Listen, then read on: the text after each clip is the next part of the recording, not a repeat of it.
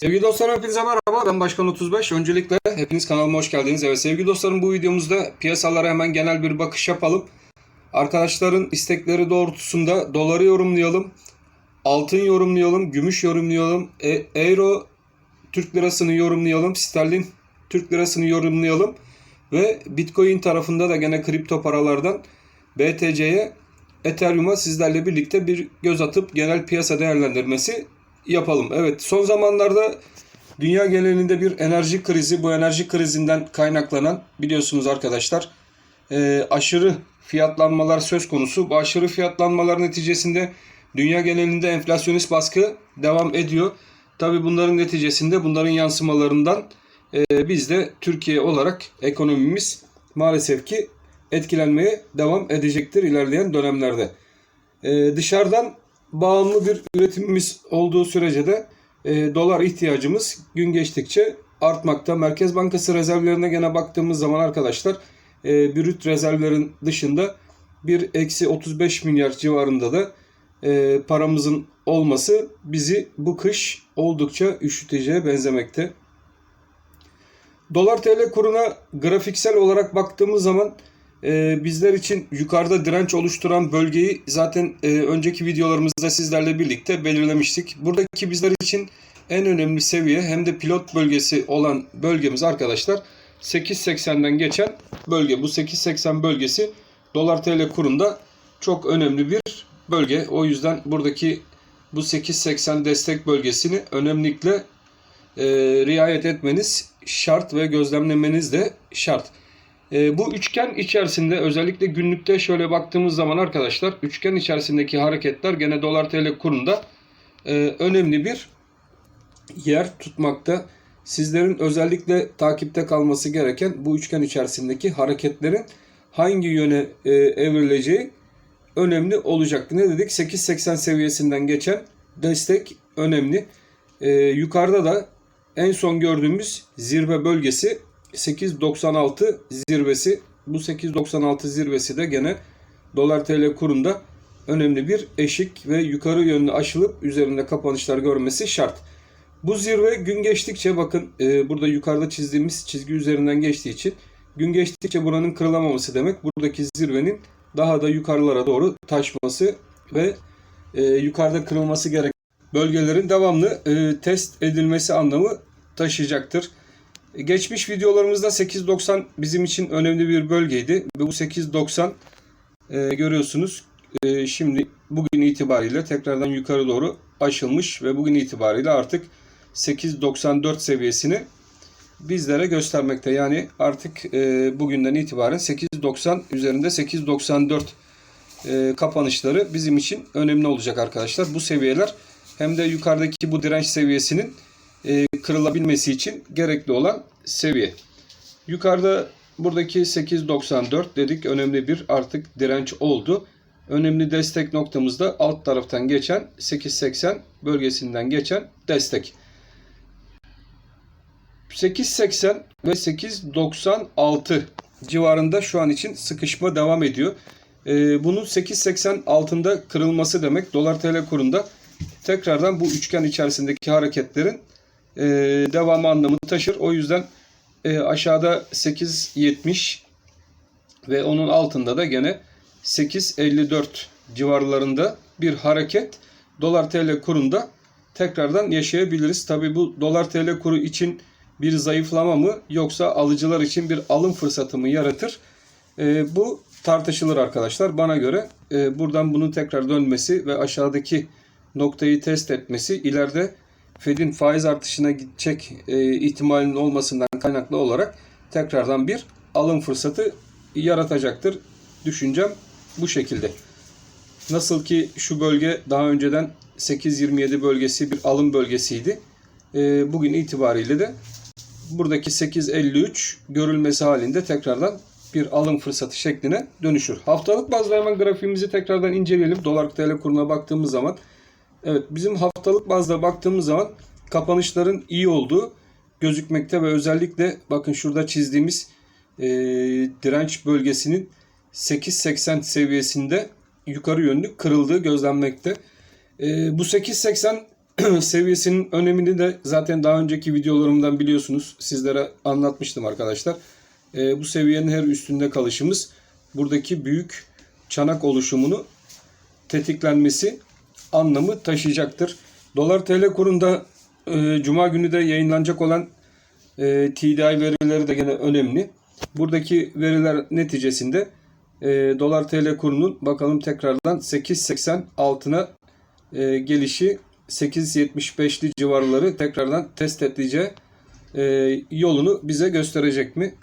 Sizler de önemli olan bu 8.80 altına bir giriş olacak mı? Bunu takip edeceksiniz. Elinde Dolar TL kuru bulunan arkadaşlar, yukarıda 8.93 artık bizim için 8.93 seviyesinde olan direnç ve aşağıda 8.80 bölgesinden geçen önemli destek bölgesini takipte kalacaklar. Dolar TL kurunda dediğim gibi uzun vadeli gene baktığımız zaman arkadaşlar hala yönün yukarı olduğu gözükmekte. Herhangi bir aşağı yönlü trend değişimi söz konusu bile değil. Baktığımız zaman bunu zaten haftalık grafikte de rahat bir şekilde kendiniz de görebilirsiniz.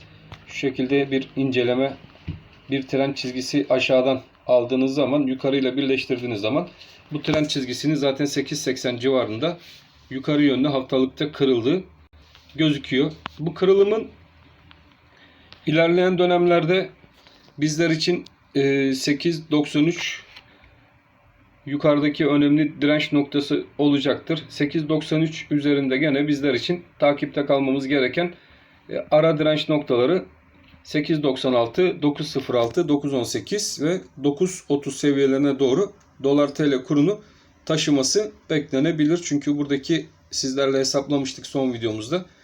Oluşan küçük çanağın hedef bölgesi 9.30 seviyesinden geçmekte.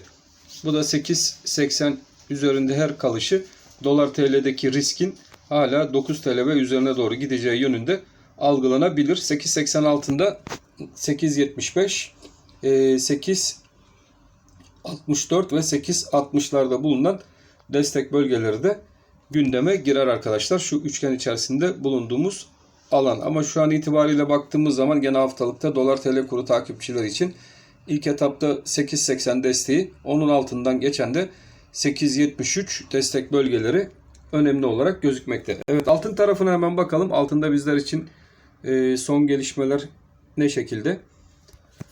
Evet, ons altında hemen başlayalım arkadaşlar. Ons altında şu an 1757 civarlarında bir fiyatlanma yaşanıyor. Ons altında gene bizlerin takipte kalması gereken şuradaki bir toba oluşumumuz mevcut. Bu toba bizlerin takibinde olacak.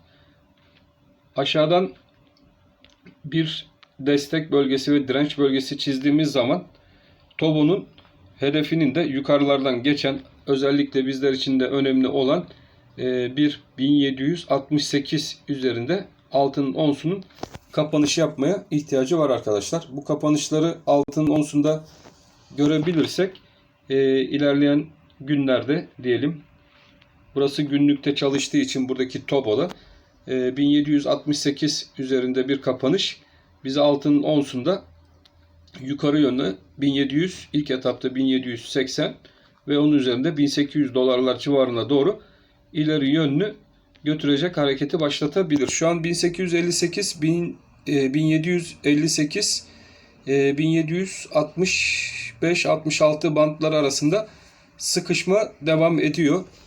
Bu da yarınki büyük bir ihtimalle TDI verilerine bağlı olarak altın ons tarafında da çıkan işsizlik verileri ve saatlik kazançlar doğrultusunda altının onsunda da hareketin yönünün hangi yöne doğru evrilebileceği yönündeki fikrimizi bizlere verecek. Fakat bu son fiyatlama ve toba oluşumuna baktığımız zaman buradaki oluşum bir kandırmaca değilse altında dediğim gibi 1800 dolarlara doğru bir atak görme ihtimalimiz oldukça fazla gözüküyor ons tarafında. Hemen gümüş tarafına da bakalım. Gümüşte bizler için önemli seviyeler. Evet, gümüşün ons tarafına baktığımız zaman yukarıda gene gümüşün ons tarafında da bir toba oluşumu ve bu toba oluşumunda da şurada bir 22.80 seviyesinin önemli olduğu göze çarpıyor arkadaşlar. 22.80 üzerinde gümüşün onsunda bir kapanışların olması demek. Buradaki hareketi bir tetikleme evresine gidebilir. O da bizler için aşağıda 21.40, yukarıda 22.80, 60, 41 1 lira 25 kuruş filan civarlarında bir yukarı yönlü hareketlenme getirebilir. Bunun sonucunda da bizler için şu kırılım gerçekleşebilir mi? Onu sizlerle birlikte takipte kalacağız. Gümüşte de 23.50-23.60 civarına doğru ons tarafında yukarı yönlü hareket beklentimiz hala devam etmekte. Gümüşün onsunda tekrardan sert hareketlerin başlayabilmesi için ise arkadaşlar mutlaka şuradaki 23.60 seviyesi üzerinde bizlerin kapanışlar görmemiz şart. Fakat benim düşünceme göre burada artık sıkışma tam şu bölgede sıkışma devam ediyor ve buradaki sıkışma düşen trend çizgisini yukarı kıracak ve gümüşün onsunda yukarı yönlü hareketleri başlatacak yönündedir. Bu düşüncem de hala değişmiş değil. Aşağıda 21.30 seviyesi önemli bir bölge. Buradaki seviye altında bir kapanış görmediğimiz takdirde de gümüşte tekrardan yukarı yönlü sert hareketlerin yaşanacağı bir dönem içerisine yakın zaman içerisinde yatırım tavsiyesi olmadan girme ihtimalimiz de oldukça fazla.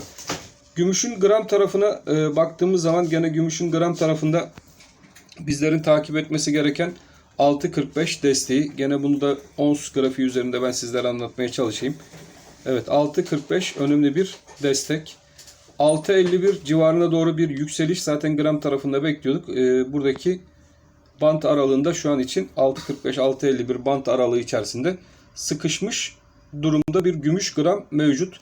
Gümüş gramın bu 6.45 üzerinde kapanışlarına devam etmesi takdirinde arkadaşlar bizler gümüş gramda 7 TL bandına tekrardan giriş yaparız. O yüzden 6.45 bizim için kapanışların devamının gelmesi önemli.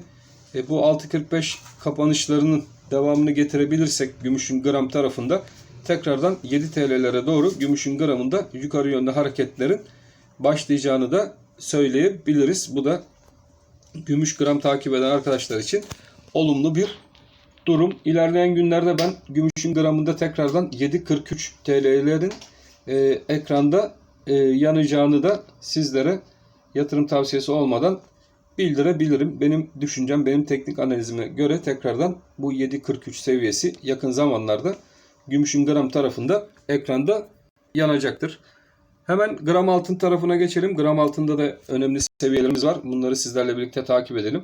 Gram altında bir yukarı yönlü trend çizgisi çizdiğimiz zaman arkadaşlar gram altında da bizler için şuradaki 505-508 TL civarından geçen bölgenin bugün itibariyle bir direnç bölgesi. Aşağıdaki da önemli 500 TL civarında bir sıkışma evresinde olduğunu grafiğimizi büyüttüğümüz zaman sizler de görüyorsunuz. Bakın şurada aşağıda 500, yukarıda da 508. Bu civarlarda bir sıkışma yaşanma ihtimali oldukça yüksek. 500 lira altında sarkmalarda 496 önemli bir destek. Yukarıda 508. 508'i kırabilirsek arkadaşlar buradaki trendin üstüne doğru atabilir isek işte o zaman bizim beklentimiz olan 521-523 TL'ler civarına doğru gram altında yükselişlerin devamı gelecektir. O yüzden gram altındaki arkadaşlar da aşağıda 496'ya dikkat etsinler. 496 üzerinde kaldıkça bizler gram altında tekrardan yönün burada gördüğümüz hafif yukarı eğimli bir şekilde trendin devam edeceğini düşünebiliriz. Bu trendin de ben 523 TL'ler civarına kadar gideceği yönündeki düşüncem sabit, kendini korumakta. Özellikle dünya üzerinde bu kadar risk varken enerji krizi, petrol krizi, Evergrande krizi, biliyorsunuz Evergrande krizinden artık ülkeler de tedirgin olmaya başladı.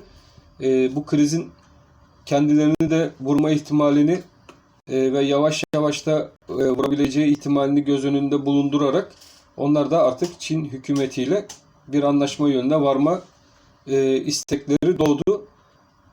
Bir panik havası ben dünya merkez bankaları üzerinde seziyorum. Özellikle biliyorsunuz İngiltere tarafında yaşanan kriz, Çin tarafında yaşanan kriz yavaş yavaş dünya ülkelerinde nüksetmeye başladı. Bu da zaman içerisinde altının güvenilir bir liman şeklini tekrardan alacağı. Tabi bizdeki bazı sebeplerden dolayı da arkadaşlar dolar bazlı olarak hem dolar bazlı hem ons bazlı olarak altında yukarı yönlü iyi seviyelere gideceğimiz yönündeki düşüncem de hala değişmiş değil. Şu an için kısada 521-523 seviyelerine doğru gram altında beklentimiz hala devam etmekte. Aşağıda 496 üzerinde kaldığımız sürece. Hemen sterlin tarafına geçelim. Sterlin takip eden arkadaşlar için bir değerlendirme yapalım. Evet, sterlinde de yön olarak görüyorsunuz zaten yukarı yönlü grafiğimiz devam etmekte. Bizler için önemli bir destek şu an için 12-15 önemli direnç 12-15 seviyesinden geçen direnç bölgesi. Bu direnç bölgesi önemli.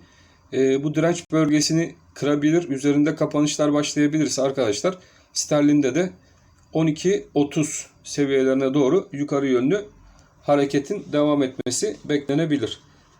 Bakın şöyle trend çizdiğimiz zaman, sterlinde bir trend yönü belirlediğimiz zaman sizler de net bir şekilde buradaki olayı göreceksiniz.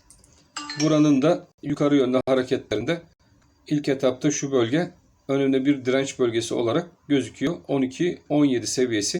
Buranın aşılması durumunda yukarı yönlü 12.30 civarlarına doğru giden bir sterlin TL kuru kaçınılmaz olacak. En önemli destek bölgesi de sterlinde 12.05 bölgesinde bulunan destek bölgesi olduğu göze çarpıyor. 12.05 ve 12.16 arasında sıkışmış mum hareketleri devam ediyor. Özellikle sterlin takip eden arkadaşların bu seviyeyi takipte kalması önemli. Sterlinde şöyle bir durum da var. Onu da hemen belirtelim. Bakın şurada bir çanak, gene dolar kurundaki gibi ve bu çanağa bir kulp yapma hareketi. Burası 11.40. Yukarıdan geçen bölgede 12.15 bölgesi.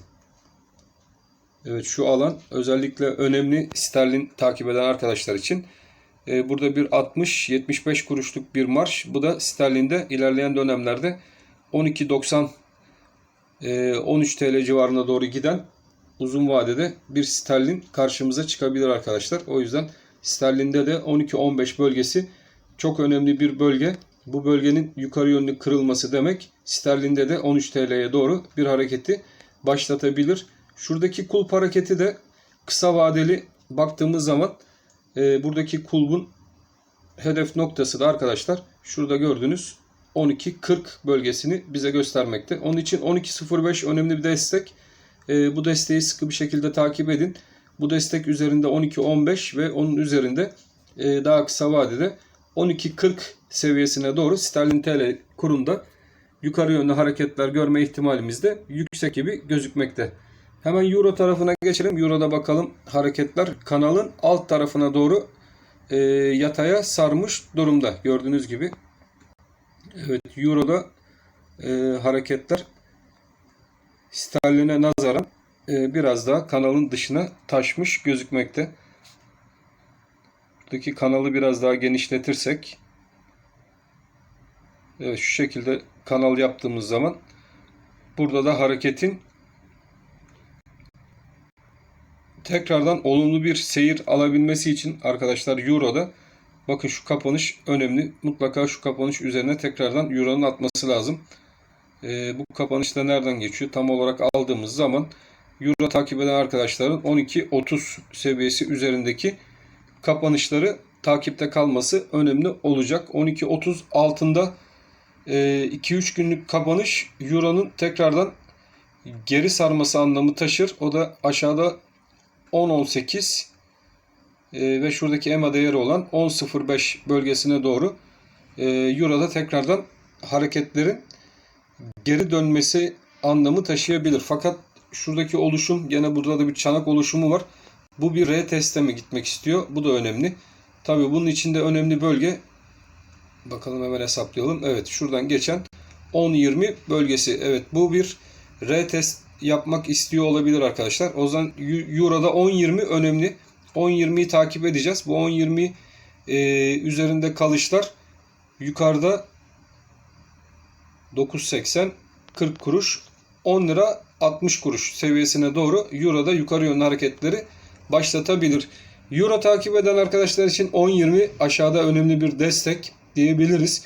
Bu 10-20 desteği üzerinde pardon arkadaşlar, 10-20 desteği üzerinde Euro'nun her tutunması yukarıya doğru hareketinin 10-60 seviyesine doğru Euro'daki hareketleri taşıyabilir. O yüzden 10-20 bir retest hareketi yapmak isteyebilir.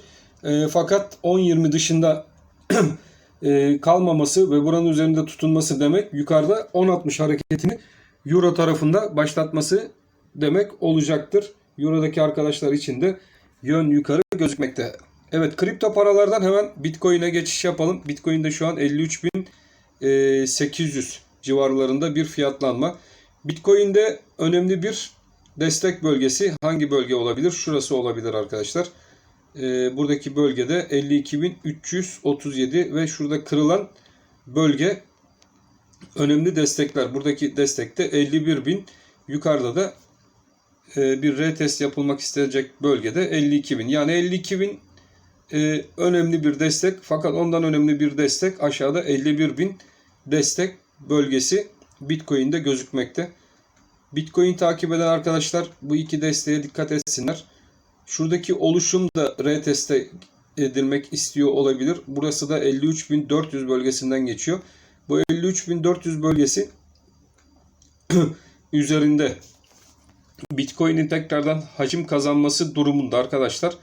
Hatta şöyle diyelim, şuradaki 50.000 seviyesi üzerinde, 51.000 seviyesi üzerinde Bitcoin'in tekrardan hacim kazanması demek, Bitcoin'de tekrardan hedefin şuradan geçen 58.000, 57.000 civarlarına doğru bir trend yönünde devam edeceğini bize göstermekte. Özellikle aşağıdan alım yapma fırsatı yakalayanlar için 50.000 önemli bir destek görevi görecek arkadaşlar. Yukarıda da kuvvetli direnç bölgesi 57.000'den geçen bölge. Yani şu trend içerisinde kalan bölge Bitcoin için aşağıda 50.000, yukarıda da 57.000 bölgesi olarak gözükmekte. Trend yönüne baktığımız zaman açık bir şekilde trend yönü hala yukarı. Bu trend yönü kırılabilmesi için günlükte 42.000 altında kapanış yapması şart. Bu 42.000 üzerinde zaten kaldıkça yukarı yönlü hareketini iyice hızlandırır ve güçlendirir. Gene daha yakın EMA değeri 48.000. En önemlisi de düşen trend çizgisinin kırıldığı bölge 51.000 dolar seviyesinden geçen bölge. Bu 51.000 dolar zaten kırılmış durumda arkadaşlar. Bu kırılımla birlikte de uzun vadede bakın şuradaki bir çanak hareketini başlatabilirse Bitcoin'de tekrardan 65.000 67.000 dolarlar seviyesine doğru yukarı yönlü bu çanak hedefinin çalışma ihtimali de oldukça yüksek gözükmekte 51.000 dolar üzerinde kaldığımız sürece. Hatta biraz daha şöyle geriye çektiğimiz zaman 50.000 diyelim biz buna. 50.000 dolar üzerinde Bitcoin'de kapanışlar olduğu müddetçe arkadaşlar Bitcoin yönü yukarı açık ve net bir şekilde gözükmekte. Zaten trend çizgisinde çizdiğimiz vakit gözüküyor. Evet, Ethereum tarafına bakalım. Ethereum'daki hareketler nasıl gelişiyor? Ethereum'da Bitcoin'e nazaran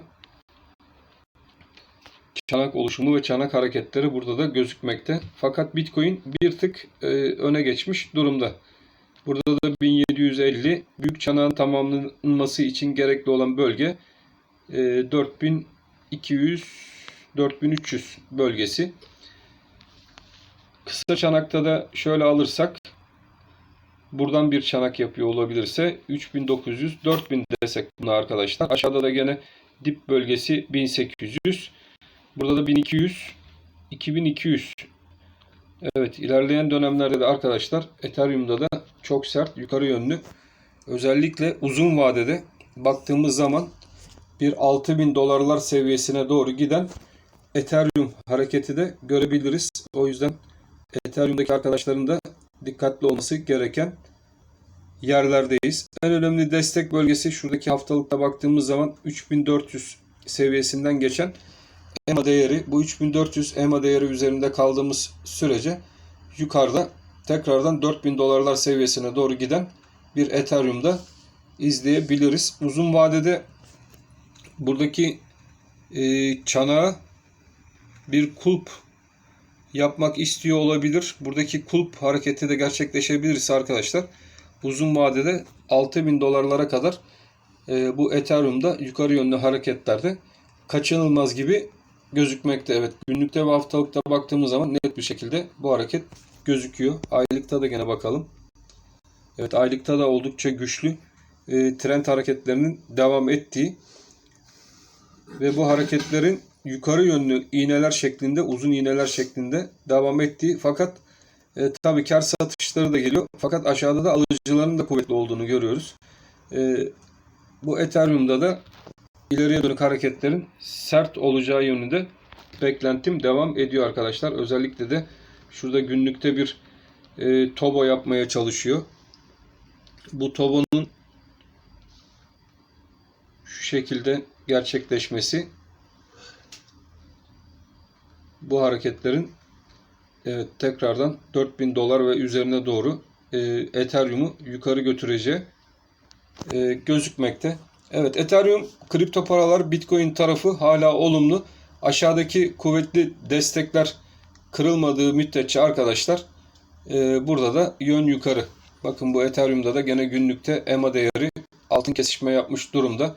Ve bu da 3250 dolar seviyesinden geçmekte. Aşağıda 3250 doları takipte kalın.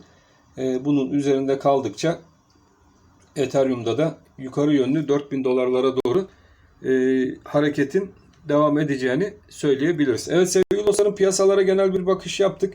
Enerji krizlerinin doğrultusunda altın ve doları incelemeye çalıştık. Dolar endeksinde ona da bir bakalım. Dolar endeksi takip eden arkadaşlar da var. O da önemli çünkü. Hemen bir dolar endeksi de yapalım kapatmadan önce.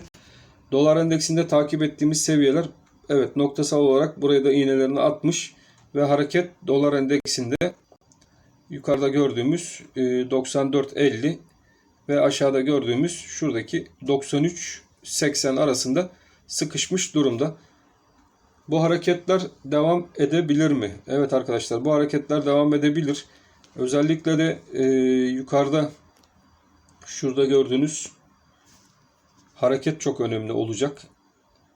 Buradaki harekette 94.50-94.70 civarlarından geçen bölge. Bu bölgenin üzerine atması durumunda burada bir tobo hareketi gene burada da yapabilir. Dolar endeksi de yapabilir. Bunun tobo hareketi yapması demek buradaki 97 dolar civarına doğru yeni bir hareket gelmesi anlamı taşır. Fakat şu an itibariyle bir 94.50 önemli bir seviye. 94.50-94.60 aralığında kaldıkça da burada her gevşeyişi altına yaralayacak. Her yukarı yönlü 94.60'ı üzerine kırışı da dolar tarafına yarayacaktır. Dolar endeksini de yakından takip etmekte fayda var. Evet sevgili dostlarım, hepinize hoşça kalın. Hepiniz Allah'a emanet olun. Kanalıma abone olmamış arkadaşlar da mutlaka kanalımıza abone olmaya davet ediyoruz.